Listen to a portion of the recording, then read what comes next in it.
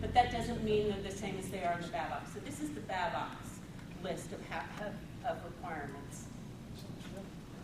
We're going to then break out into small groups, and we're going to read through a case study, and we're going to write some of those requirements using basically a specification method, like a nomenclature for writing requirements. And the other thing is why we've split you up into different tables is it gives you exposure to how others would have done this. So that's an important part of this exercise. We find that, we sit in our world and we think that this is how requirements look. Requirements don't look the same everywhere. So this will allow you to get exposure to some of those.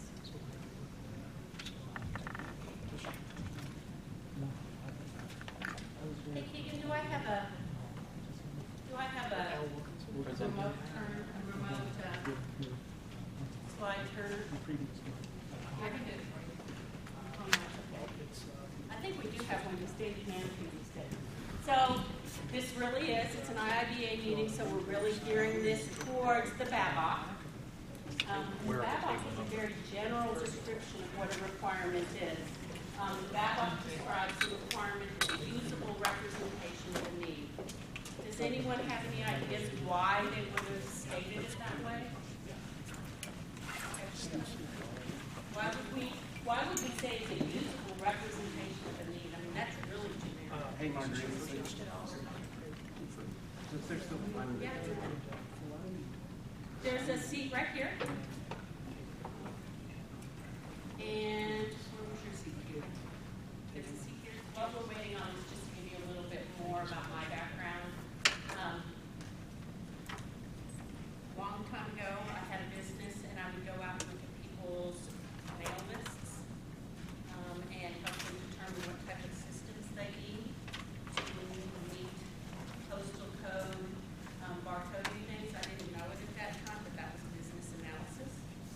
It was something called spin selling, situational. I don't remember all of it, but it's about going into a company and understanding what their problems and bottlenecks and such are, and selling to the need as opposed to selling instead of selling the goods. So that was basically business analysis of their organization. And then I joined UPS, and I was a developer, but I did a lot of business analysis along the way. And I found out that I actually liked doing business analysis more than actually doing. So it just kind of started to seep into my life. I still am highly technical. I like having my fingers in the technical world, but I really also enjoy understanding what the business needs and doing that analysis and meeting needs. I'm trying to look through.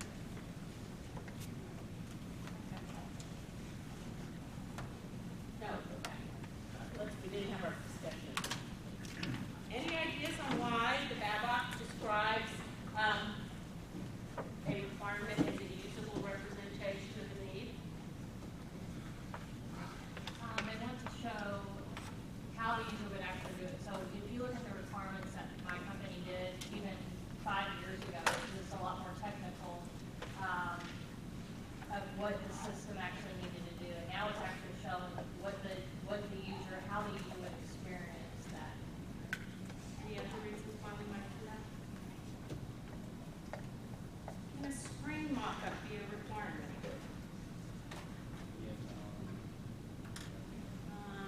What do agile requirements look like? User stories, that's a requirement, right? Any other ideas of what might be a requirement that isn't our standard writing one? Prototypes? So you're basically saying anything that lends itself to being usable. Anything that's a usable representation of a need, that's what the BABOC describes as a requirement. Today we're going to be talking about written requirements that are written out into the formats of the requirement types that the IIBA defines. But it doesn't have to be that way. It can take many different shapes and forms. It can be use cases.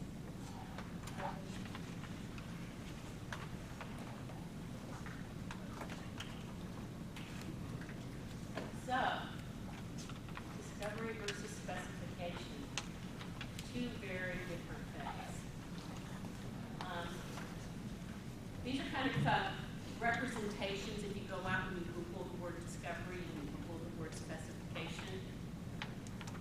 discovery, they give pictures and color and all of this stuff, but specification is form after form after form after form. And that's because they're really two different activities. You would never do specification without the analysis. And I don't know about you, but maybe we can get a show of hands. How many people find the discovery part at least the more natural piece, as opposed to the specification part? So, for me, specification is very difficult. I went to a free school and didn't even attend class. They let me play in the forest, so being outside was a big deal, and I did a lot of discovery. So writing is a challenge for me, and yet using some of the tasks, the tools that I'm going to show, I have been recognized now as a very good documenter, which is an absolute shock to me because I never look at myself that way. So if you think about discovery, it's the most important thing we do. It's where we discover what the business needs in order to be successful.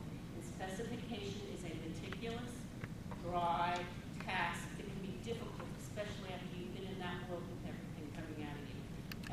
But the most important thing is, as a competent business analyst, you have to be able to switch gears between those two fields. And it's, you sit at your desk and it's just hard to think about writing sometimes. So that's why we have that difference. And I wanted us to realize there's a huge dichotomy between the two and understand why it's good to have specification abilities.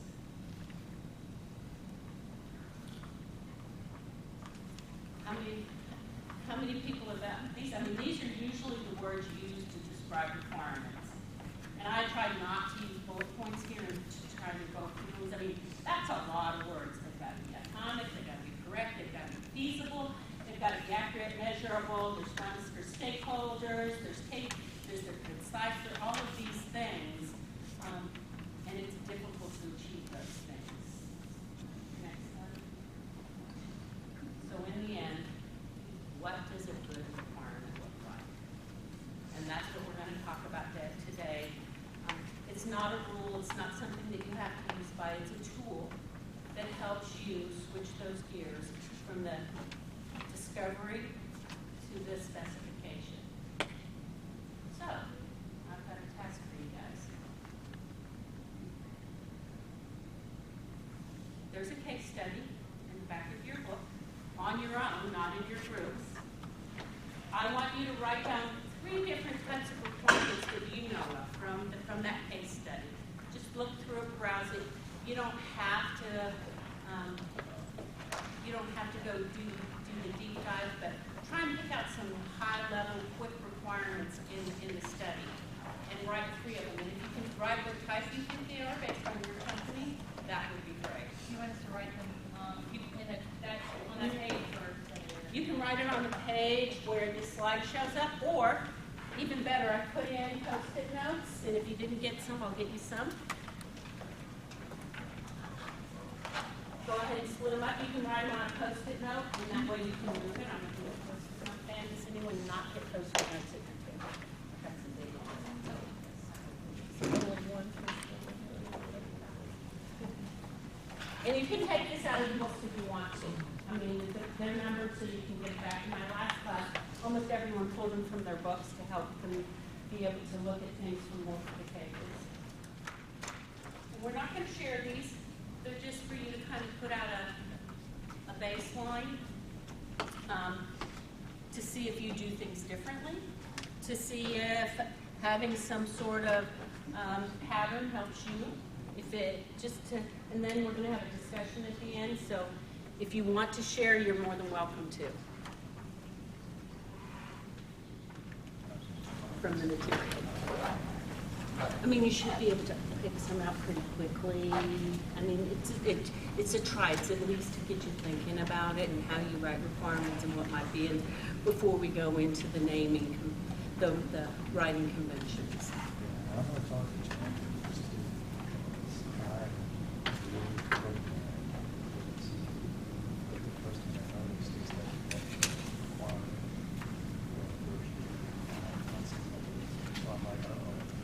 So, yeah.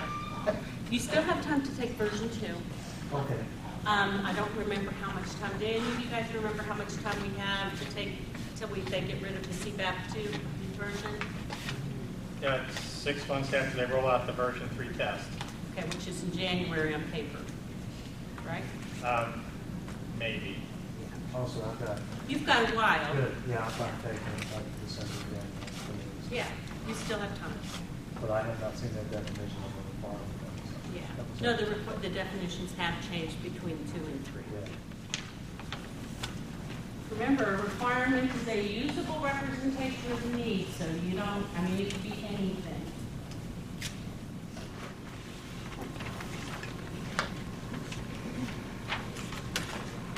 So now you've written 3 different requirements. You may or may not know what categories they fall into. I'm sure they're perfectly good.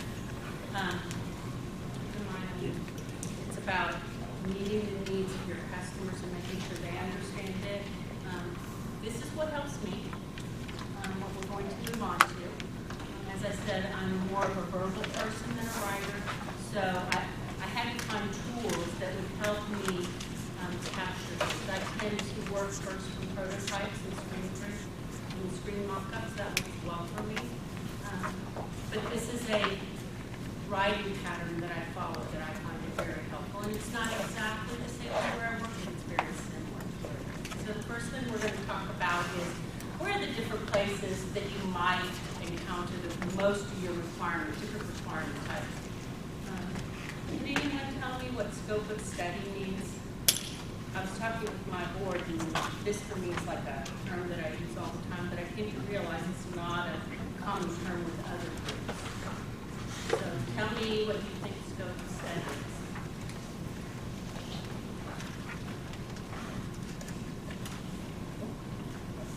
Speak up, right? Yep, just speak up.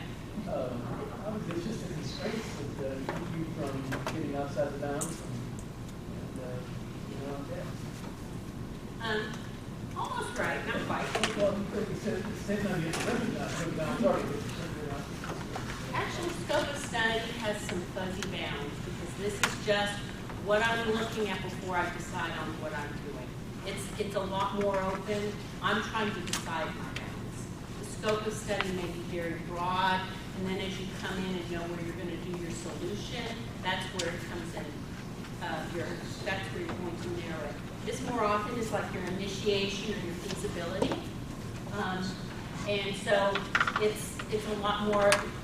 It's really where you don't want to limit your possibilities. You want to keep them open and decide your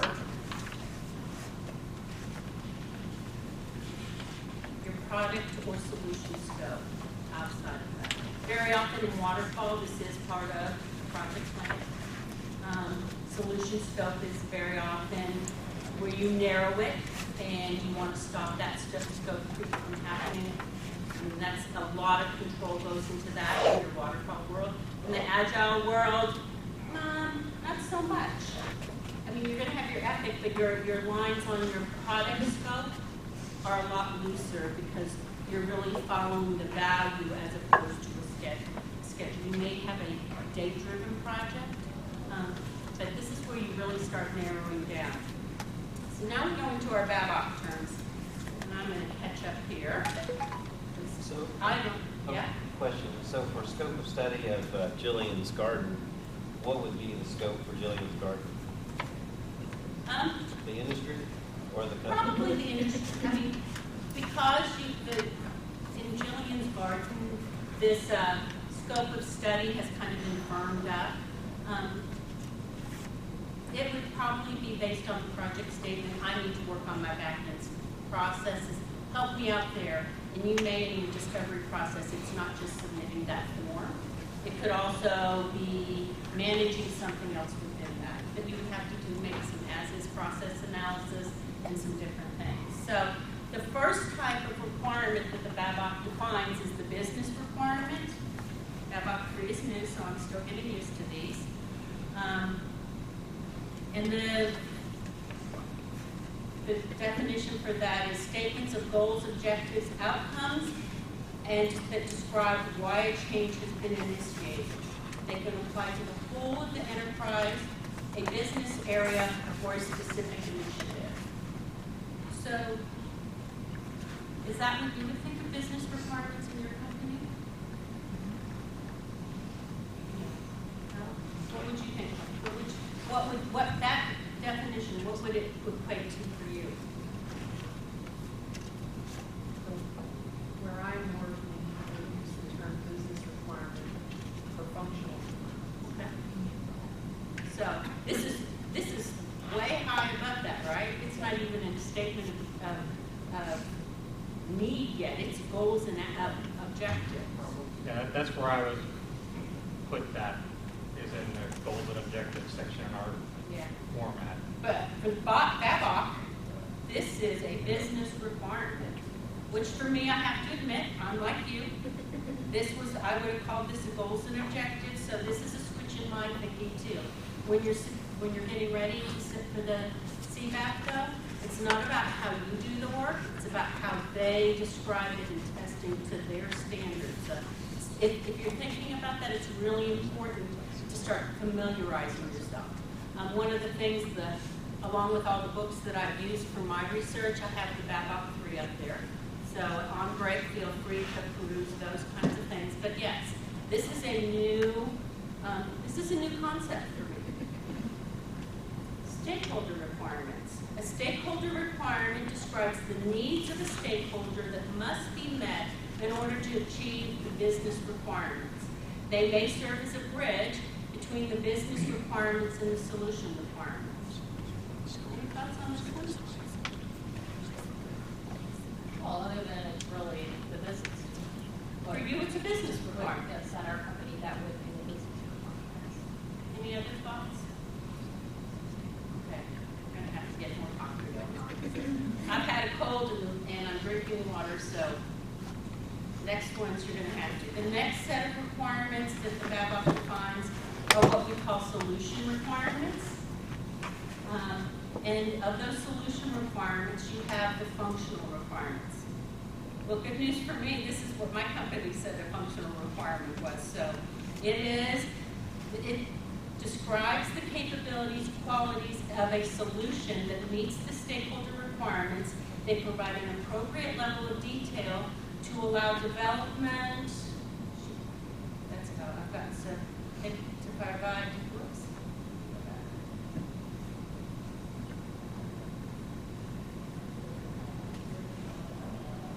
And implementation of a solution. So, the next one is your non-functional requirements.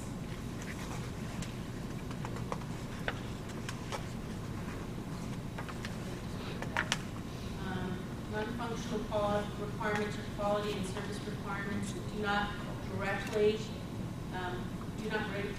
directly relate to the solution or functionality of a solution, but rather describe the conditions under which a solution must remain effective or the qualities of the solution may have. So I'm going to open this one up for discussion. Is this what you would consider solution requirements?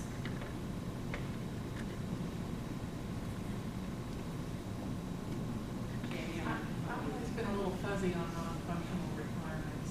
Oh, well, I'm hoping this will help you out then. I used it for years. I was like, I couldn't tell one from the other. And you can write them and they can become different things, right? Any other thoughts? I've always thought of the non-functional requirements as being kind of administrative, but performance related. Oh, That's the way I look at it sometimes. Loretta? Lorinda? Or Lorraine? How do you say it? Laura Lee, okay. Sorry. Laura Lee, you have some thoughts? So non-functional requirements, I think of things like uptime on the system, performance measurements, things that have to be there in order for the solution to actually Perform, work right? for the work for the participants. Mike? So you agree with Carl Wiegers when he refers to these as the illities? I do. I do. Actually, a lot of what I have in here is from Carl Wieger. big fan of Carl Uyghur. On some things, I have to tell you, and this is kind of a digression, the whole shall thing just, I don't know why I see a requirement with shall, and it kind of makes me cringe. I'm really a must girl for lots of different reasons. Doesn't translate as well, isn't as strong a verb. So on most things I'll agree with Carl, but I think must is the word I want to use. But in the end, it's the words that make your stakeholders and you comfortable. So just some things. So yes, they're realities. And then there's one that we don't have at my company, but I think it's really important. Aaron? Yeah, would you say it's appropriate that the business requirements are why you're doing it? You even have it in the description as describe why a change is being initiated. So business requirements are why, stakeholders are what you're doing to accomplish that, and your functionals are how you're doing it in the solution. Your non-functionals are about how well it performs. And then there's one more type, and it is the transitional requirements. I call these the big setup. I think they're highly ignored. Very often, it's the failure to update data at go live that causes your biggest problems, not the functionality. So, transitional requirements, I think, are really important. In our group, in our company, they very often get lumped in with the non-functional, but they're really not non-functional. Can you give like an example, because We're going to come up on it. We're going to have examples for every single one of these. Any thoughts? I like what you said. Could you repeat that? The non-functional is how well, functional is how. Yeah, functionals are, well, business requirements are why you're doing this. Stakeholders are what you're doing to provide those. Your solution, your functionals are how is it done actually in the solution. And then your non-functionals are about how well does it perform. Or the constraints it must perform under. A lot of security and things like that. Yeah. Transitional requirements, like, project management. Right. Transitional requirements, like, more project management than the PA public specifications or some communications, but basically PM. So, I mean, I think there's a lot of discussion between the PMI and the IIBA, and there is a lot of overlap. PMs may perform analysis activities. We at the IIBA strongly believe that this is part of the analysis because it's when you're down in that trench, looking at it, that you know, oh, I need to put this table's data into the system so that when we go live, everything works well. Oh, I need to run them in parallel for a while. So you're right, it could be the PM's role, but it is still a business and analysis activity. And the IIBA doesn't prescribe itself to role names, it's more the practice of analysis. So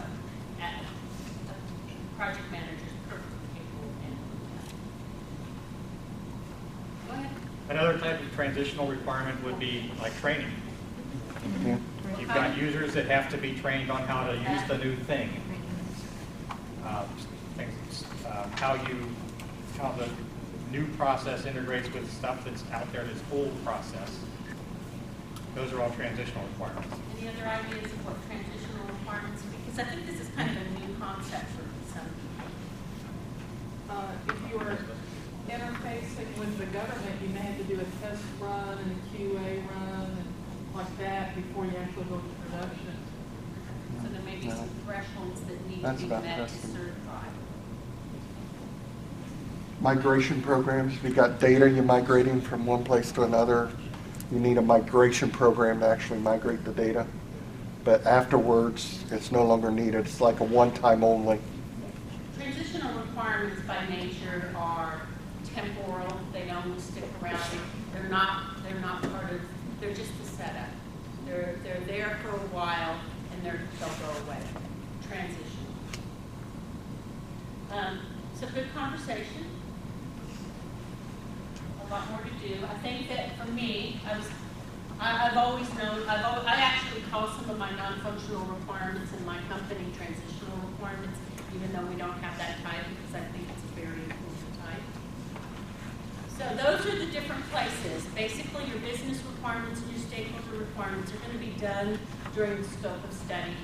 And when you know what you're going to do, you're going to drill down into your non-functional and your functional requirements, non-functional and functional requirements. So your transition requirements are to transition you from current state to your future state.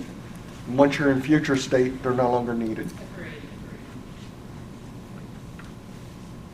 So I'm running a couple of minutes ahead, and our pizza looks like it's running a couple minutes behind. So I'm going to go ahead and work on, go to the next slide, and we'll go ahead and talk. And when the pizza comes, we'll go ahead and take a break. Mingle around a little bit, feel free to look at that, entertain some questions. So, I think this is what we're trying to say. So we have business requirements. They are the goals, the objectives, and the needs, and really they are the what. All of those build the what for for the solution or the project that you're working on. So again, I said this is going to be about what does good look like. And this may seem contrived, but I promise you, for me, it's made me a better writer. It's hard to figure out. I mean, developers have had design patterns for years, right? This is basically a design pattern for business analysts. So here's what I would call the anatomy of a good business requirement. The organization, which is generally an overarching group or business entity, needs to the goal so that the why. So this is the high-level statement of need, usually technology-free, and this is the improvement or gain from the action. And I've given kind of an example here. The university needs a process to process credit card transactions so that the university can decrease student deferred semester dues by 10%. Any thoughts about why this might be a good statement? It's measurable. It's nice and high level and doesn't get into all the technology and what system to use or how to do it. Agreed. It does. So it keeps it high level. It states both the goal and the objective of what we're trying to do and marries them up together. And I'll be honest, when I write my requirements and I'm starting writing my goals, I pull out and look at something that looks just like this and says, how do I want to state this? What's going to make it good? And it's going to be huge help for me. Any ideas? Can someone else give me like some goals maybe from their companies? I mean, some business requirements from their companies? Or give me a good example of some maybe?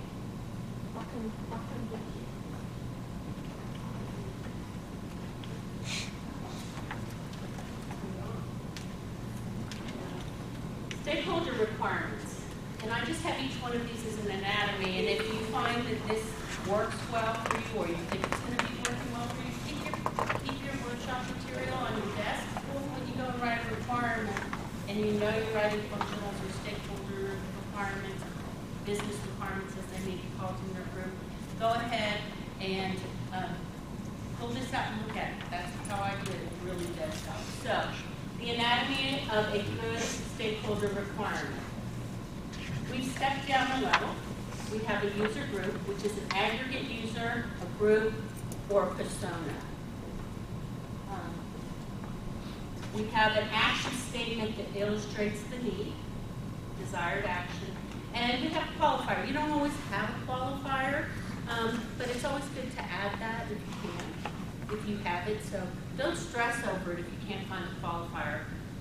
In my last class, they everyone had to have that qualifier. This is something really you need to add only when it's needed. So I've given some examples here. University students must be able to pay semester dues using a credit card. Some people will argue, so is credit card technology? That's a constraint. Is that the real need, or is that's a constraint? Why does it have to be a credit card? Maybe there are other ways to do it. So you're right, a credit card, so some could argue that that is not one, because a credit card is just a technological representation of an account, right? That's all it is, right? The big point is it's not, you're not leaving the money due on the university. So at some point in time, you don't want to struggle over it because the piece of technology is so ubiquitous that it's no longer technology. You can't argue that the phone's really gotten to that point, but it's almost getting to that point. You could pay for it on your phone, right? That could be your credit card. So that may not be the best requirement. University students must be notified when a course they are registered in is canceled.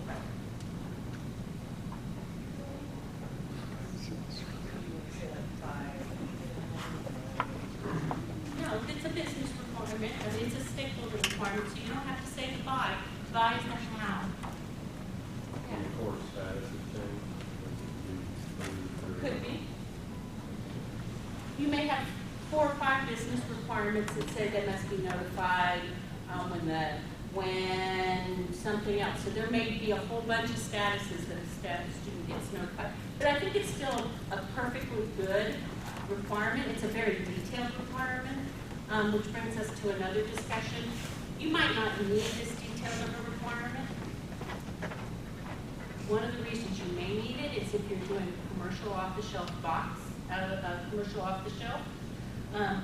Having very good detailed stakeholder requirements and very good non-functional requirements are probably a better blend for what you're trying to accomplish. So these ones are quite detailed, but I think they're good examples. University professors must be able to view student rosters for their courses. What did you just say was a nice blend? Pardon? What did you just say was a nice blend? Oh, for commercial off-the-shelf products, functional requirements tend to be too user interaction specific.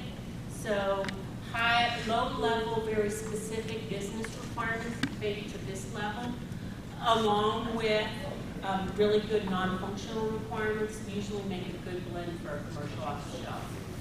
Because you're going to have to adapt your life to how they executed some of those things, but that commercial off-the-shelf will still be used.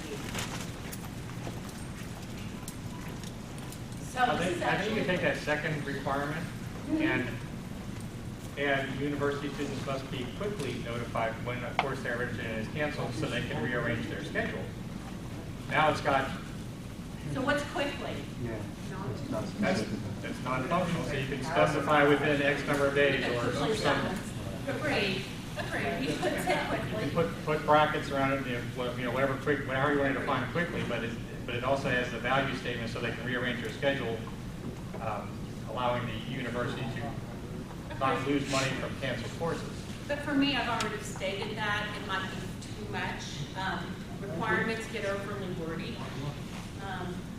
When you add that, does that mean you should have a qualifier to say what quickly is? Like, at the end maybe, I don't know. You could put it here. I personally would not. You could. Again, this is just a suggestion. This is just something that may or may not help you. Personally, I think that's starting to load too much information. When I hear the word quickly, I'm thinking there's a non-functional requirement somewhere down the road, and so I would probably pull it out of a business requirement. I think it's a good practice.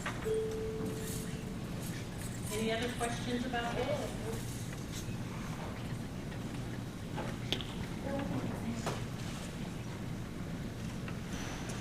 Well, we're going to go ahead and take that requirement and move them down a level to stakeholder requirements. And now we're going to go down one more level into our solution requirements. So, solution requirements are capabilities, behaviors, qualities. This is the how we accomplish something.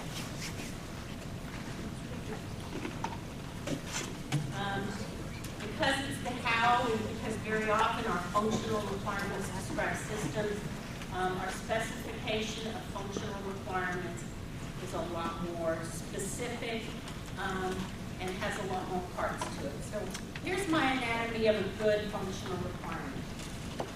When a user type, so we had entities, and then we had personas, and now we have a user type, a little bit smaller group. It may be a person or an application, doesn't have to be just a human being, is the condition, what's going on. There may be a compound sentence statement. I'm not against using ands, I am against using ors. The application must function, and there's a qualifier. So the application, you can say just the system if you don't know what system it's going to be. This may be common when you're developing a new system that doesn't have a name. What the application needs to do, and then there's some optional modifying or adverbial statement that may need to be on there at the end. And I'm a fan. You've seen that I haven't given you all good examples because bad examples can teach you a lot, right? So if you've got some bad examples and you want to share them, don't feel bad about sharing them because the discussion about it is the good part. So my examples are, when a student is registering for the semester, To Start must display the list of valid courses and provide the ability to select one. Thoughts? Pardon? What is the validity of I still couldn't hear you. What's the validity of the course? Okay, good point, good point. What is valid? So this was going to have rules, and valid courses could be like the list of courses. This might be your non-functional. So I would have valid courses define somebody, either in my rules or in a non-functional requirement. My non-functional requirement can be a display requirement, so it could say, the list of valid courses are. Go ahead. I have a question. So, to me, that's actually two requirements, because you're asking them to be able to do two things. So is that, Except that so for me, you're right, it could be. For me, the fact that I look at that valid list, and I only select one of them or select many of them, as closely tied to each other. So for me, I wouldn't want to put that in two separate requirements. But you could. You absolutely could. I mean, technically, you could be right. That could be two, but they're so closely related. I could split it in two and say, when a student is registering for the semester, To Start must provide the ability to select a single course. But this one just worked really well. I mean, it had a cadence for me. Maybe that cadence isn't there for you, but building a cadence when you're writing is important. so from a testability standpoint, though, is that definitely multiple factors? Yeah. It has two failure points. You could not display courses, and you could not be able to select one. So, let's put that into two.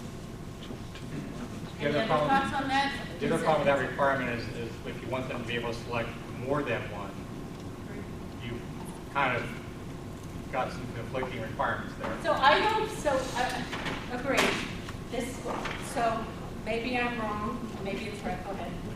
Maybe that one's not a good example, and unfortunately I can't remember which one I just did, but I think sometimes using an and helps qualify, which is why it says qualify what we just said.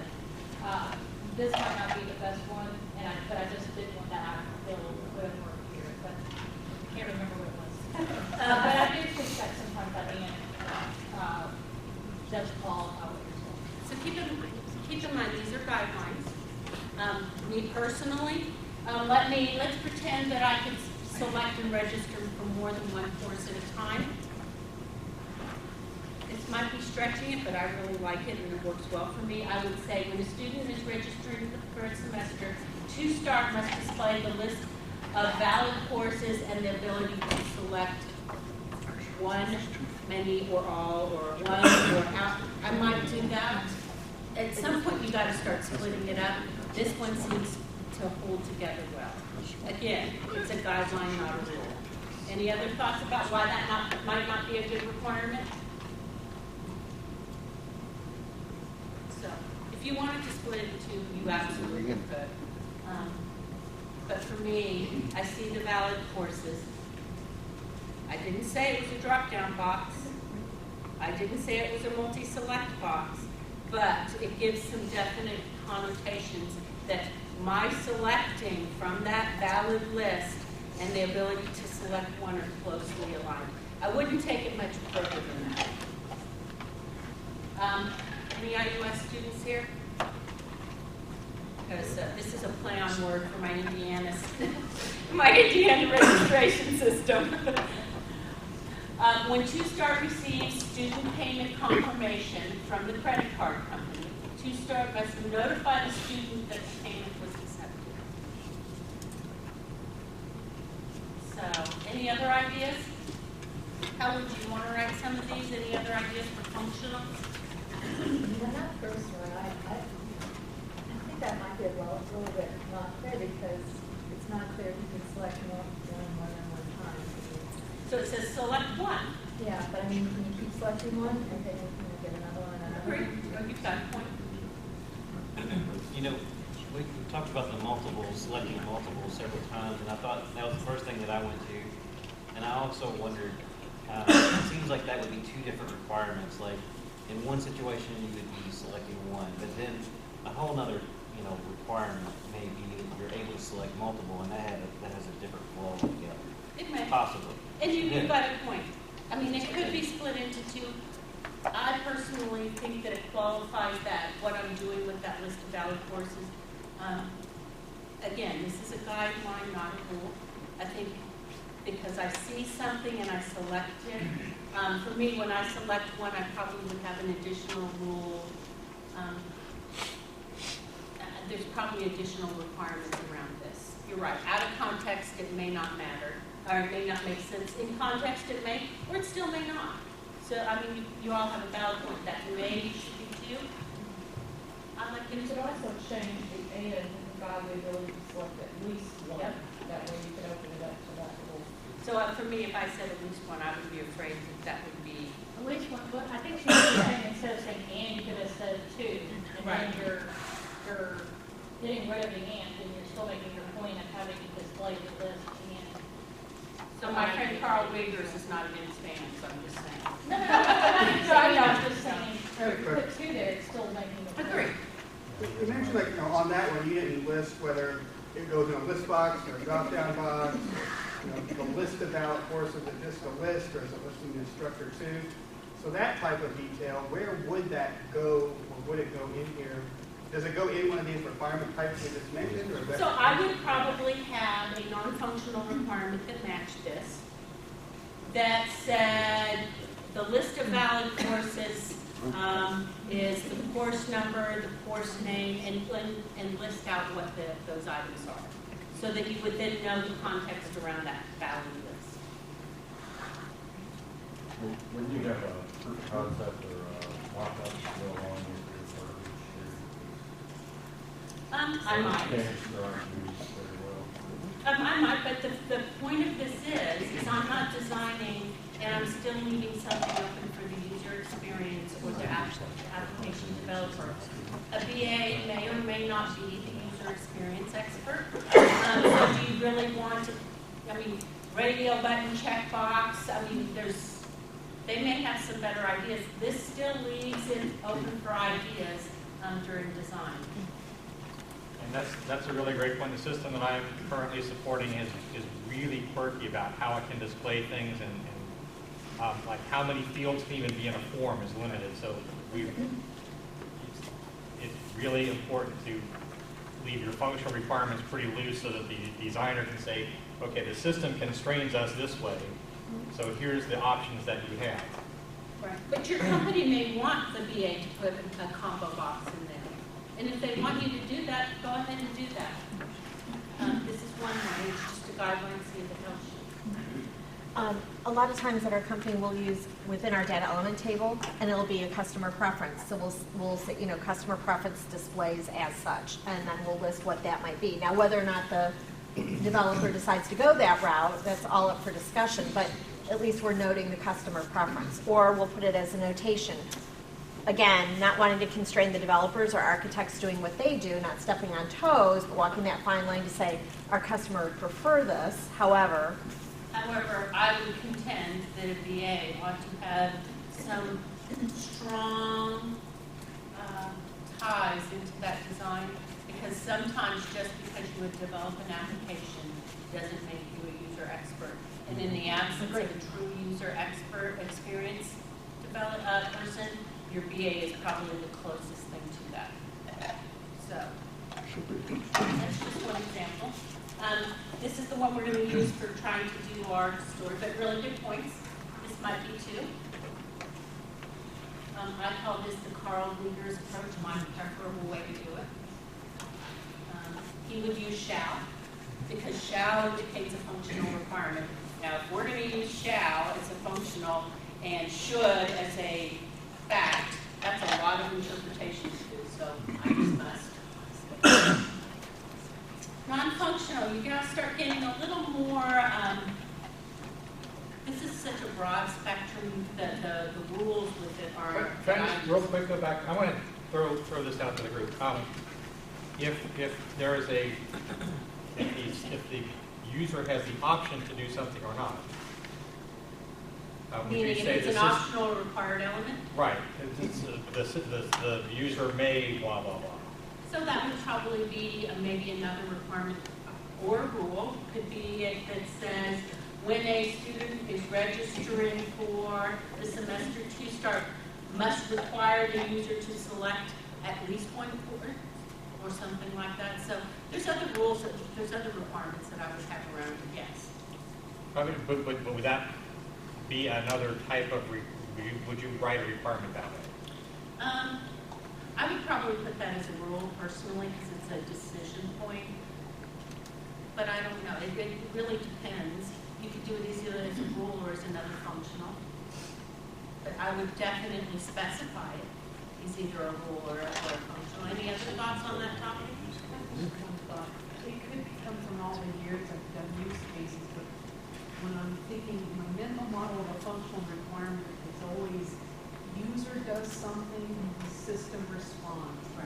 I know that it can't always be that way every time, but I always have that mental model. And if there's not both of them, I always feel like something's missing. You lose some of the context of what you're doing, right?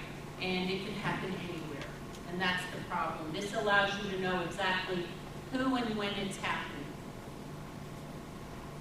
And that's why it's good. Because if I just said, this system shall allow the selection of one course, where does that happen? Now, maybe that's a good requirement for a commercial off-the-shelf. Really, this is a functional requirement for a custom system. Any other thoughts? Again, if it helps you write the requirement and write it complete and accurate and testable and specific. The other thing is students don't log in because they want a custom system off the shelf. They want to register for courses, so that's really what we're writing for. But I could be a school that was looking for a enrollment management system that they may, I mean, that's probably pretty good even for a commercial off the shelf. I mean, it's not so, maybe the list of valid courses, I don't know, maybe you would enter a course as opposed to select from a list. So that might be a little too specific for a commercial off the shelf. You might want to bring that up a level to a business requirement that says students registering must be able to something else. and take it up a step or the commercial off the shelf. Steve? We're talking here about software requirements and software development. We need to also keep in mind that business analysis goes beyond just software. Agreed. So to expand our thoughts. That's what we're doing right now. Where we work is transition requirements between contracts. That's not necessarily IT. These ones really are geared towards more IT solution requirements for this workshop. Non-functional. The anatomy of a good non-functional requirement. If you're dealing with an application, the application name or system if none known, and the constraining system, or the who and the what, qualified user group, the application function, and a quality statement. So, for example, 2-star must be accessible for students from via Google Mobile OS from Kit Kat to Lollipop.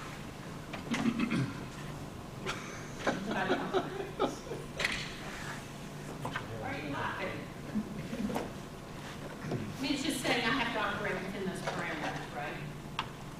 So you can argue we don't know what an average student is, and we probably want to qualify an average student. But an average new student must be able to find 2-star registration functionality within 2 minutes, which is a heck of a long time. I hope I don't have to do it that long. But those are some of your examples for those.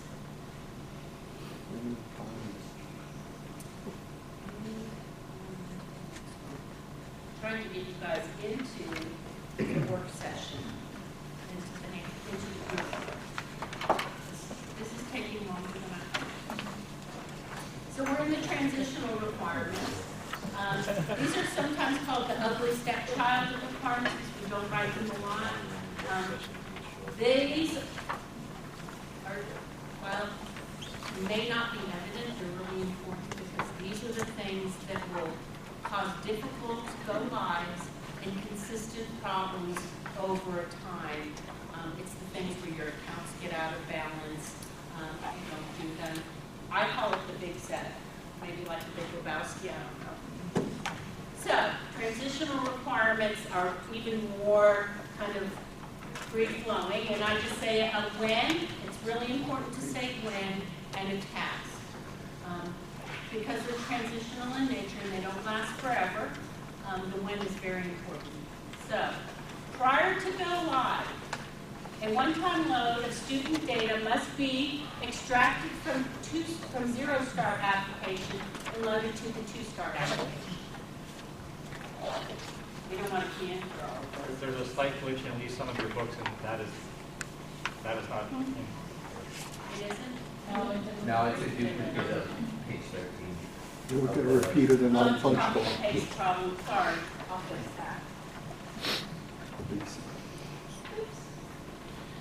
Every month for 1 year after deployment, a student's deferred payment schedule with account balances must be reconciled between 0 stars and 2 stars.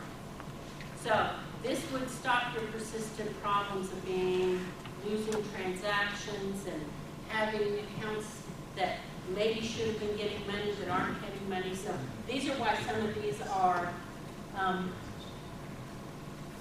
very important. Can anyone else think of any other types of transitional requirements?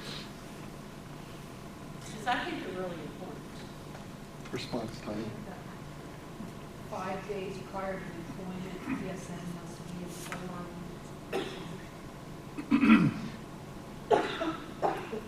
So, with that said,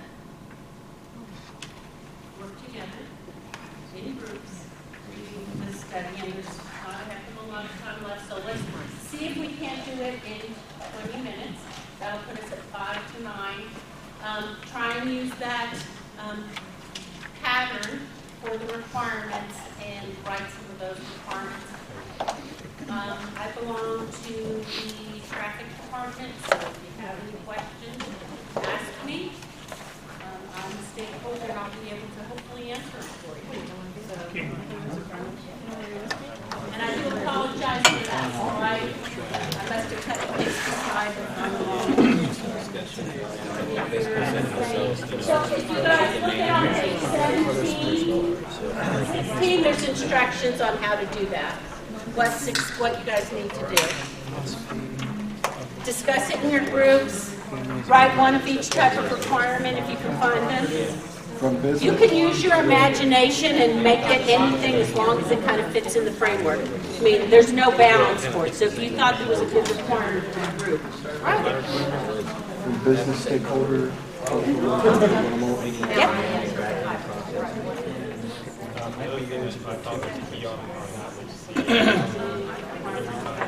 Because it's so challenging. Didn't follow something. Right, so. Said that applications are missing. He said that half the applications are missing. Yeah, we actually read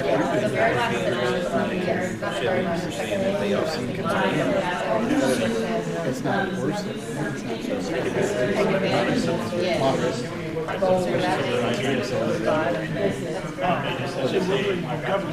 well, I mean, in our government grants have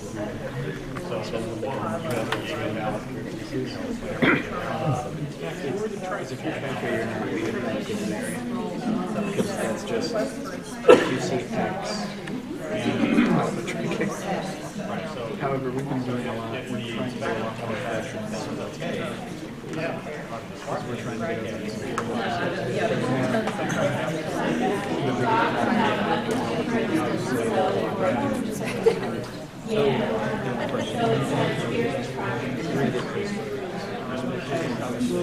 So there's more than one page. There's like 5 pages with this. You can pick it out. You don't have to. Because I thought I was going to. I was a little ambitious. I guess I'll use it for something else. It's like maybe a day training course. Just like there's a lot of tables that I can't get used to. Yeah. Enriched with all kinds of Yeah. Yeah, and then on the other side, there's some, I mean, I talk about the project scope and what I want, and then there's a little thing about each of the groups that interact with it, ones that are internal, ones that are external. So there's some Obviously, so that was just kind of right? Hopefully, it's not, doesn't seem like that.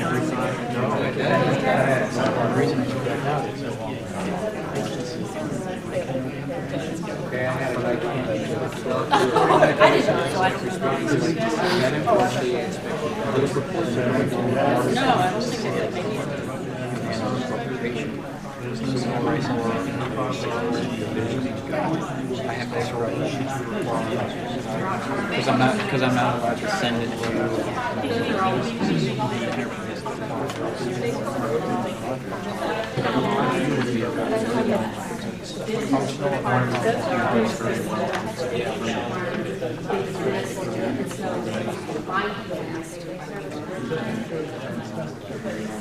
And sometimes, so that's our first reaction. sometimes assumed solutions make life worse instead of better. They don't meet the goal. Because you could implement my forms, and it might not be that. It might slow things down, and I might not meet the goal, so it didn't matter then. So it's important that my way to know why I'm doing this, what I'm going to gain. So.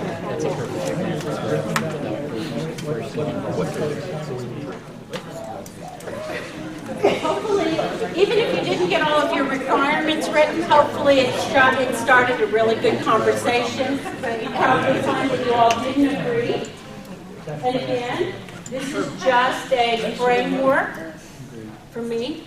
It has helped me out tremendously. If you're in an organization that's going to require you to write technology-free business and stakeholder requirements, which is how the BABOK describes it, that's a difficult, was that one of the most difficult things for you guys to do? I saw a lot of people wanting to write the system. So if your company wants you to write technology-free business requirements, thinking about this may help you out. Functional, you may already have it, you're already doing that, it's a little, you're down at the system by this point in time, but it's important to remember, if you go directly to the system, sometimes you miss the goal. So you could make life worse instead of better if you don't start with what are we trying to accomplish. We could create a system that was so cumbersome to use that we, instead of writing 2 things on a sheet of paper, we made them click through 20 screens. Did we make life better for them? Probably not.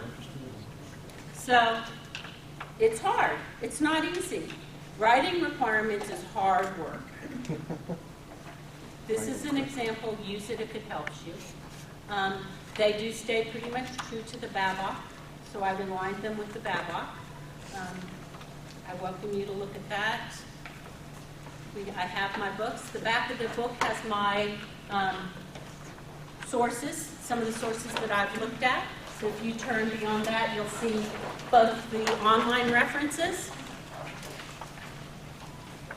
And if you guys, does anyone want to talk about what they found in their groups, the struggles, what was good, what was bad, anything? If everyone could maybe give a good example of one so that we can all hear, because all of us here are kind of from the development world, not really, sure. So. Well, does any other table want to share one of their requirement types? A business requirement? Go ahead. Jillian's garden needs a system to submit forms electronically to speed delivery times and reduce spoilage.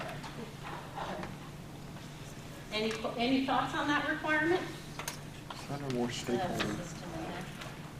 The word system's in there, so the BABOK says they're technology-free. Statements as a general rule.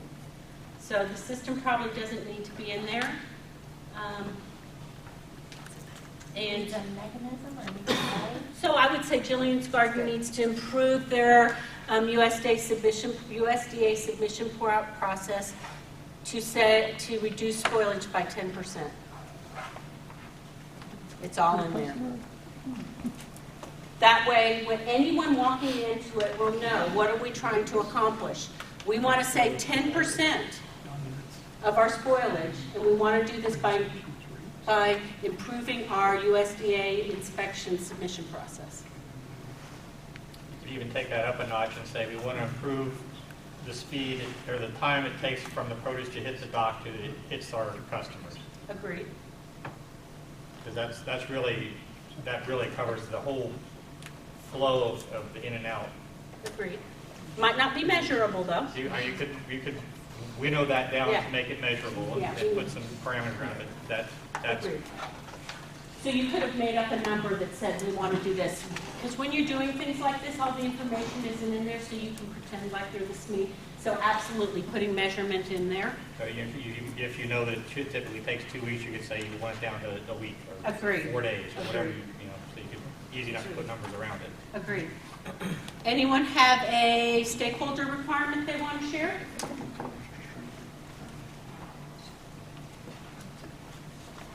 Go for it. So the management team must be able to measure time from request to inspection.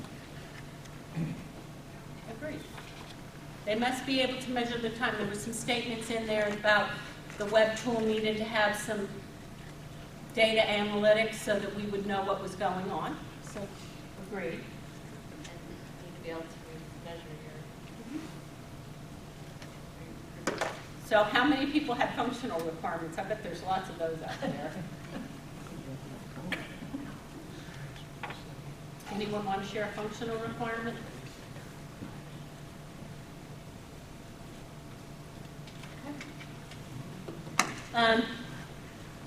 Any thoughts? Anything you want to share from how you did it beginning to how you ended it? Is there any value in this? And it's okay if it doesn't add value for you, if this is too stringent of a box to stay inside. I think it's good to have all the different discussions about it, about what some people think is a good requirement versus what another person thinks is a good requirement. I think those discussions are always important to broaden your mind. From like their business requirement example, and you'll have some things in there too. So keeping the language as vague and business-like as long as you can before you're getting into saying the system does this or defining anything. So agree, don't jump to that solution too quickly unless you're ready to, because you might stifle innovation. Keep your mind open. I think the reason I went to that is because it says we really need some type of system. That's good enough. So that's the other thing. And the business is telling you we really need So something. business will ask for things that will hurt Right. them. You're an analyst, your job is to figure out, I'll give you a perfect example. I once had a business unit come to me and they said, we want you to add this value to this table. I could have added that, done exactly what they told me to, been a secretary, not an analyst, added that value to the table. That turned out to be one of the most complex projects I worked on because they wanted 50 million things to trigger off of that one value and how it interacted with the other ones. So don't do what they ask, figure out what they need. And this is about stepping back and saying, I know you're telling me you want this, but what are you trying to accomplish that? Because that's what I really want to give you. So I was just wondering if, I know this came off as a ball. Did it used to not say application and school system? Because like in my company, they're always saying you're not supposed to say the application, you're supposed to say the system. So that is not from the BABOK. The BABOK gives an overarching, that's Marguerite's recommendation. So you do what you want to do. Some companies say the system.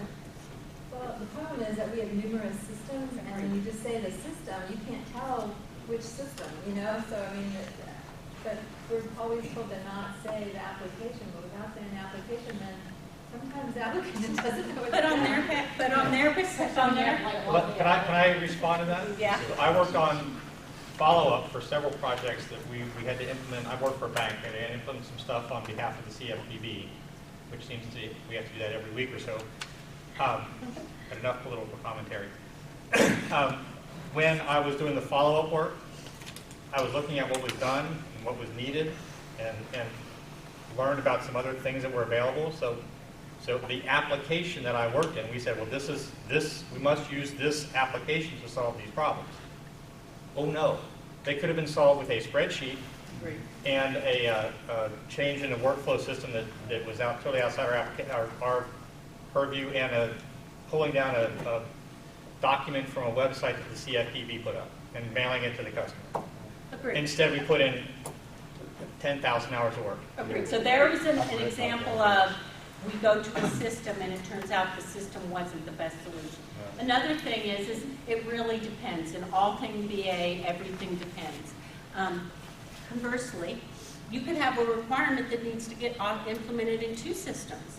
Maybe then you want to do it. Maybe your stakeholders relate better to the system name. It depends. You've got to make the good judgment there. That's just one or the other. So. Well, I mean, what they do is they say they want the system, and then they give the end result. But in order to get to that end result, you might have many things happen along the way. And by just saying the system and the final result, then the systems that, all those different systems don't know what they're supposed to do. So it's a balance between reusability and between specificity. I think that if you have a requirement and the system changes for the user who consumes this, it's easier to put the system name. But we all work at companies, they have their rules. So we need to do the good analysis and follow their rules. If it's not good, I think we want to try and be change agents. But sometimes I say the system, sometimes I say this. I say the system's name, the system's actual name. Okay. Any other comments, questions? We're at. We can continue this conversation there. There is a review. Obviously, there's lots that needs to be fixed in my presentation and work. But if you want to do the review, we're also asking, what are some other things you want to know about? We're going to be here for a while. There's no reason to hurry out. If you have any questions or want to discuss anything. please come back. There's a place to leave your email name if you want it, and maybe sign up for our packet. So I really appreciate you all coming out and working with me on this. I'm the VP of National Development.